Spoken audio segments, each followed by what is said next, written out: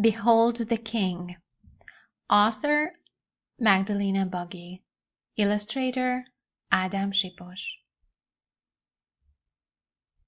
No pain, no palm, no thorns, no throne, no gall, no glory, no cross, no crown.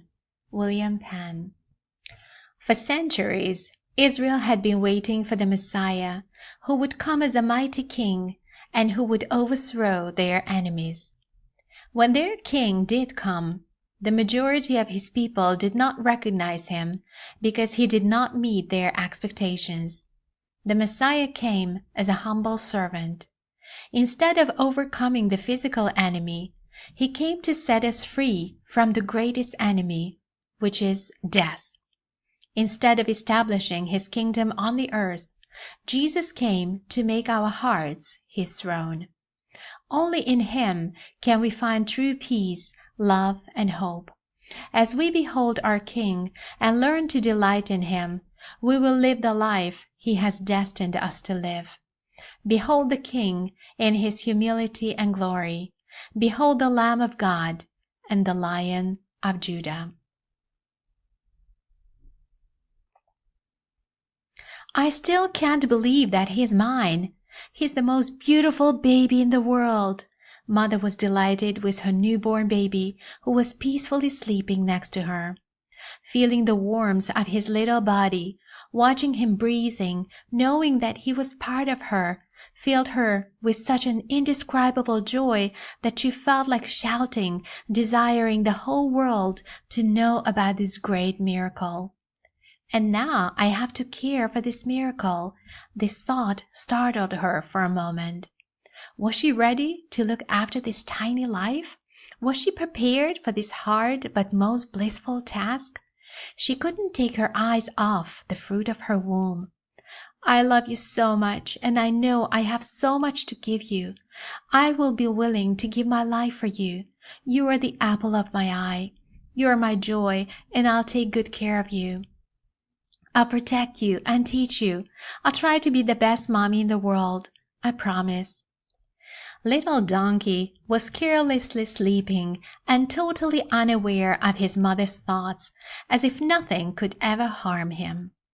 As the days passed by and familiarity tried to creep into everyday life, it wasn't welcomed in the stable where Mother tenderly took care of her firstborn donkey colt. To her each day was a miracle, when she could be with her baby and see him grow day by day. She couldn't imagine that the newness and beauty of motherhood would ever fade away.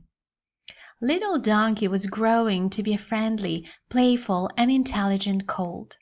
He was gray in color, like most donkeys, with white patches on the nose, eyes, underbelly, and legs. He was very eager to learn. Every night, Mother would lie next to him and tell him stories. It was his favorite part of the day, his highlight. He would hear about the streets of Jerusalem, the big city in which they lived. Mother told him how proud he should be to be a donkey. "We are very useful," she would say. "Mankind would suffer a great loss without us. We help them in farming to pull the plow. We carry the fruits of their harvest. We also move the heavy millstones which ground the grain into flour. We also give people rides. But when we get tired or hungry, we can be really stubborn and refuse to move. We can bray, buck, and kick. We can make quite a racket." Little Donkey was learning a lot from Mother about the big world which he was born into. Sometimes he would get so excited thinking of going out of the stable and stepping into the world, which seemed so adventurous but also somewhat dangerous. "What is my place in this world?" he often thought. Mostly he enjoyed stories of the past. Mother would tell him about Father Abraham, that he was the father of faith for the Jewish people, and that he also had a lot of donkeys. When God tested him and told him to sacrifice his beloved son Isaac on a mountain, Abraham quietly obeyed his Lord. He rose early in the morning, saddled his faithful donkey, took his son Isaac, and went to the place of which God had told him. Little Donkey listened to the story with great excitement. He felt an incredible sense of relief when Mother got to the end of the story and told him that Isaac didn't have to die because the angel of the Lord stopped Abraham. Though Abraham's donkey didn't go up to the mountain, I'm sure on the way back Isaac told his faithful friend the breathtaking story of how he almost died, but God had provided another sacrifice instead. "Not a donkey?" Mother's little son looked up. "No, dear, it wasn't a donkey. It was a ram caught in a thicket by its horns." Little Donkey loved hearing that even kings, high priests, judges, and the richest people of ancient times had ridden on donkeys. "You should be proud of who you are," she would say. One of his favorite stories was the story of Balaam's donkey, who by turning aside out of the road saved his master's life.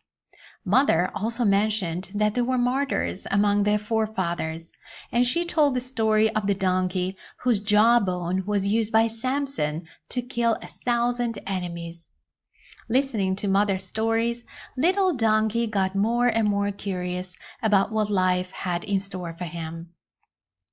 Sometimes he would get so excited trying to imagine himself as a hero, a super donkey, that he could hardly fall asleep at night. "I just want my mama to be proud of me," he thought to himself. One evening, when it was time for a story again, Mother joyfully shouted out, "Rejoice greatly, O daughter of Zion! Shout, O daughter of Jerusalem! Behold, your king is coming to you. He is just and having salvation, lowly and riding on a donkey, a colt, the foal of a donkey." Her voice was full of joy and great anticipation. Little Donkey couldn't really understand what it was all about, why Mother was so excited. Then she explained. She told him about the promised Messiah for whom the Jewish people had been waiting. When Messiah would come, he would be the king over Jerusalem, their city, and over all Israel. Everyone is waiting for him, and this is one of the signs to recognize him. He will come riding on a donkey. Little Donkey thought for a moment and then said, "He must be a humble king. I wish I could meet him one day." No one knows for sure when he will come, but when he does, all will know and worship him as the king. Since then, every night little Donkey would fall asleep with the yearning, "I want to see the king." Days passed by, and with them weeks and months. Little Donkey grew into a beautiful foal. Mother was so proud of him, and all he wanted was to please her. One night little Donkey found it hard to fall asleep. Numerous thoughts were filling his mind. Suddenly he found himself recalling his short past. He was so happy about his life, so thankful for every moment, especially the precious times he could share with his loving mom. Next to him in the stable, Mother couldn't fall asleep either. Memories from her past were keeping her awake. Suddenly, her heart was filled with fear as she realized that her joy and happiness may soon be coming to an end. "My little donkey," she looked at her only treasure and couldn't hold back her tears. She tried to be silent so as not to wake him up, as her tears rolled down her face like silver drops. But little Donkey, being awake, noticed her crying. He got closer to her and whispered into her ears, "I'll always love you, Mother." The next morning the owner came after little Donkey. Mother knew she might never see her precious son again. She felt as if a piece was being torn out of her heart as the owner led little Donkey away. With all her strength she cried out, "My son, always remember that you're special." Their eyes met, and little Donkey knew he would never forget Mother's eyes, full of love and compassion. Leaving the stable for little Donkey meant leaving the warm and cozy nest of Mother's love and care, and stepping into a big and unknown world. Suddenly he felt so angry with himself because he hadn't even tried to stop the owner from taking him away from his mother. He began to buck and kick his hind legs. His owner stopped and stood by, surprised, at first not knowing what to do. "Do you need help with your stubborn donkey colt?" someone asked in the street. At this moment little donkey remembered mother's words, "You are special," and it made him relax. The humble little donkey walked alongside his owner. He was brought to a marketplace. He found himself in a sea of animals and people. The auction began. Little donkey didn't even hear what people were yelling out. He could think of nothing but his loving mother. It all seemed like a nightmare to him, and he was still hoping that soon it would end and he would wake up in his mother's presence. But he had to accept that it was cruel reality when his owner turned him over to another man. "Take good care of him, sir. He's special," the owner said, taking the money. Little donkey looked at the tall man in front of him.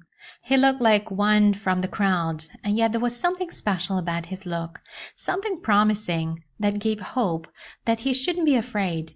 Everything would be all right.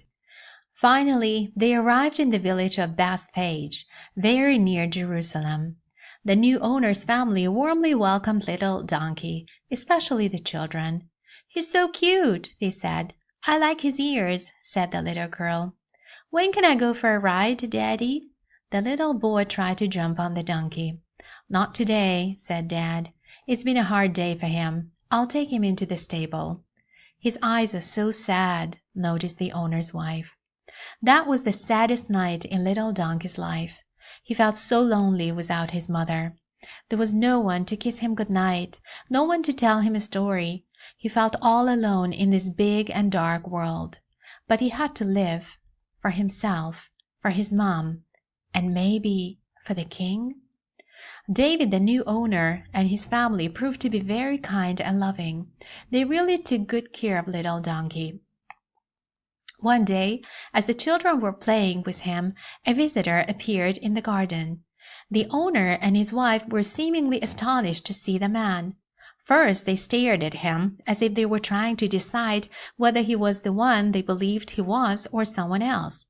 Then David ran up to him, pinched his arms a few times until the man shouted joyfully, "Yes, it's me, Raphael. I'm not ill anymore. Look, I'm all healed. The swelling has gone down. Rafi, I just can't believe it." The two men, like little children, jumped up and down while holding hands. Everyone, even the children, had tears in their eyes. "He healed me," said Raphael. "Who is he?" they all asked. Though little donkey hadn't known this man before he understood that something crucial must have happened to him, and he felt he was also excited to hear his story. They all sat down in the garden. The donkey stood nearby. The owner's wife brought out fresh pita bread with hummus, fruit, and cold water to drink. Raphael told them how desperate he had been for so long because of his disease and that no doctor could help him. They all nodded, agreeing with what he said. Raphael continued, "One day I heard about a man from Galilee who had been healing the sick, cleansing the lepers, opening blind eyes, even raising the dead. I knew I had to see him, for he was my only hope. I knew God had sent him to us from heaven. Last week, when he was here in our area, I was told that he was gonna dine at Simon's house on Saturday." "Simon? One of the rulers of the Pharisees?" David asked. "Exactly. Did you go there?" "It took me all night to decide, but I knew I had to do it. It was my only chance. When I entered the house, it was full of lawyers and Pharisees. They were all dining and talking. After I appeared in the room, everyone stopped and couldn't take their eyes off me. I could see they were disgusted by my looks and probably lost their appetite. But one of them, a young man who didn't look like a Pharisee but a simple traveler, stood up, came up to me, and took my hand. He looked into my eyes with such great love and compassion that I felt I had already been healed by his mere look. And then, while still holding my hand, he asked those present in the room, "Is it lawful to heal on the Sabbath or not?" But they remained silent, all of them. My heart was beating so heavily, I felt I was a tiny creature before the Creator of the universe. I knew I didn't have to say anything. He could read my mind.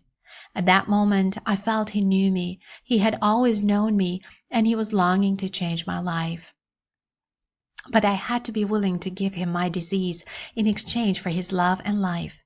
He healed me at that moment and told me to go home. I just whispered, "Thank you, Lord," but knew that my words were not enough to express my feelings. As I was leaving, I heard him say to the Pharisees and lawyers, "Which of you, having a donkey that has fallen into a well on a Sabbath day, will not immediately pull him out?" I didn't hear their reply, but I think again they remained silent. And now I'm here. Look at me. Everyone, even little donkey, was weeping and rejoicing at the same time. Who is this man full of such love and compassion, even towards a donkey? Might he be the king? Spring had set in and was revealing its beauty more and more day by day. Though little donkey thought of mother daily, he was happy with his new family. The Jewish Passover was approaching, and crowds of people were passing through their village to get to Jerusalem. Little donkey only heard from mother's stories how special it was to be in Jerusalem during the feasts when the city was crammed with people. If only I could be there for Passover, he thought. Passover was 2 days away, and in the morning the owner came into the stable and took little donkey out in the street. He didn't say a word. No one else saw this. The children were in the house. He was silently leading the colt down the street. When they got to a particular house, he tied the donkey at the door outside in the street, and then he left. Little donkey didn't understand why he had been tied and left all alone. Now he was missing his new family, especially his little friends. Could it be that once again he would lose someone whom he loved? What did he do wrong that his master had decided to leave him there? As he was standing there helpless, 2 men came up to him and untied him. Someone next door asked the 2 strangers why they were doing that. The men answered, "The Lord has need of it, and will send it back immediately." Little donkey was trying to understand what was happening, but he couldn't. He had never met either of the 2 men who untied him and were taking him somewhere, nor their Lord who needed him. "Does anyone really need me?" he thought.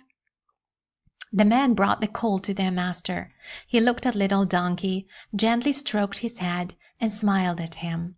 The men threw their cloaks on the donkey. Then one of them said, "Master, you'd better be careful, for an untrained donkey colt doesn't really allow anyone to sit on its back." Little donkey remembered his mother's words before they departed. "Remember, you are special." And immediately after that he knew he had to correct these words, and said to himself, "He is special." The master sat on the colt. Little donkey suddenly felt such a great joy. Every step was so light, so easy, as if it was not him who was carrying the burden, but the burden was carrying him. There were people all around. Many spread their cloaks on the road, and others spread leafy branches that they had cut from the fields. Those who went before and those who followed shouted, "Hosanna! Blessed is he who comes in the name of the Lord. Blessed is the coming kingdom of our father David. Hosanna in the highest." At that moment little donkey remembered the words about the king, lowly and riding on a colt. "I'm carrying the king!" he almost shouted out of excitement. He tried to walk with more dignity, but then realized that it wasn't about him at all, but about the one who was riding him. He wanted everyone to see the king, and only him. He wished he could see the king's face, but he still remembered his loving look and gentle stroke. Suddenly someone shouted out from the crowd, "Is this beggar a king? Look at his clothes and his horse." Little donkey became sad for a moment, and wished he could find a royal crown to put on the king's head. But then suddenly he heard a still small voice. "One is a king not because of his clothes, but because he is born to be a king." He is special. He is the king. Little Donkey realized that this was the reason he was born. This was his destiny, to worship the king and help others worship him. All of a sudden, a man from the crowd shouted angrily, "Go away, you false prophet! We need a king who will deliver us from our enemies and bring peace, true peace." He wanted to hit the master, but missed. Instead, he hit Little Donkey. But he humbly went on, carrying the most precious burden. They entered Jerusalem. "Rejoice greatly, O daughter of Zion! Shout, O daughter of Jerusalem! Behold, your king is coming to you." Now all Little Donkey desired was to serve the king and tell his mother about him, but he was taken back to the village. Fortunately, later the owner was going to Jerusalem for the feast, and he took Little Donkey with him. All he could dream of was meeting the king again. "I must find him. I want to tell him that my life belongs to him. He's the king, and I want to be his servant if he accepts me." On that particular day, the streets of Jerusalem were crammed with people, as usual during Passover, but in the air there was a strange sense of tension and heaviness. Even Little Donkey found it difficult to breathe. "Only let me find him," this thought gave him strength. He heard strange rumors spreading among people that someone had been arrested, had been found guilty by the council, and was about to be crucified by the Romans. Little Donkey couldn't understand who the person was, but seeing his owner getting anxious and restless because of this made him also feel worried. They were getting sadder and sadder. Now they could hear shouting, but it wasn't that of a joyful crowd. Little Donkey remembered the man who wanted to hit the king, but instead hit him. At that moment a horrible thought came to him. What if they are angry with the king? Suddenly David tied him to a post, saying, "Now it's better if you stay here. I'll come back for you." And running, he quickly disappeared. Again Little Donkey stood, tied and helpless. But he knew he had to find his king, no matter what it would cost him. But how? He looked carefully at the rope which tied him to the post. Miraculously it was loose, and he realized he could easily free himself. And he did. His owner might have been too preoccupied with what was happening that he forgot to tighten the rope. Little Donkey ran as fast as he could. He approached the angry crowd of people who were shouting ugly things at someone. He heard, "Crucify him! He's not our king!" "King? Where is he?" The colt tried to make his way through the cruel crowd. "Let me see him! Where is he? It can't be him, the king!" Then he recognized Raphael's voice trying to shout over the crowd, "Set him free! He's our king!" Now Little Donkey could also see Raphael, and next to him David. They were both weeping and shouting, "Where is he? I have to get close to him." Suddenly he saw the Roman soldiers walking at the front, pushing people aside, clearing the way. Behind them 3 men were carrying huge beams of wood. Little Donkey looked carefully. He couldn't recognize 2 of them, but the third one. His face and the whole body were bleeding. He looked so weak and helpless. On his head there was a crown of thorns. "It's the king!" Little Donkey couldn't believe his eyes. "The one who was born to be a king! Stop it!" He wanted to shout, but no sound came out of his mouth. And the crowd kept shouting and pushing. Some were weeping and trying to say something in favor of the king, but their voices were swallowed up by the furious shouting of the crowd. At that moment the king fell, and the wooden beam onto him. Little Donkey wanted to jump over the crowd and help him stand up, but the crowd was like a thick wall. "I want to help you, my king. I want to carry you again. I want them to hit me instead of you." Little Donkey's eyes were full of tears, so that he could hardly see. At that moment an old man shouted out. He was despised and rejected by men, a man of sorrows. "Surely he has borne our griefs and carried our sorrows." The king was humbly carrying the rugged piece of wood. He looked far from being a king. He had no form or majesty that people should look at him, and no beauty that they should desire him. Every step he took seemed painful, as if he's carrying the burdens of the whole world, thought Little Donkey. People shouted and cursed him, yet he didn't open his mouth, like a lamb that was being led to a slaughter. The faithful colt watched his king dying on the cross. "To me you will always be the king," he whispered quietly. When he died and was taken off the cross, the colt wished he could carry his dead body to the grave. "But I'm just a stupid, worthless donkey, and nobody needs me," he thought, and ran down the hill in despair. He wished he could find his mother and tell her all that had happened. He felt that only she could give him any comfort. That night he had a special dream. He dreamed that he finally managed to find his first home. With every step towards the stable, his heart was beating heavier and heavier. What if the door is locked, or if mother is not in? But the door was open. He poked his head in, and there she was, his loving mother. She couldn't believe her eyes. "My child, how much I missed you." They talked all night. Little Donkey told her about the king. "You see, I told you, you are special," said mother. In the morning Little Donkey remembered his dream. As if in response to his mother's words, he gently whispered, "I'm special only because of him. He's my king, and he died that many could live." On the third day the risen king appeared to many.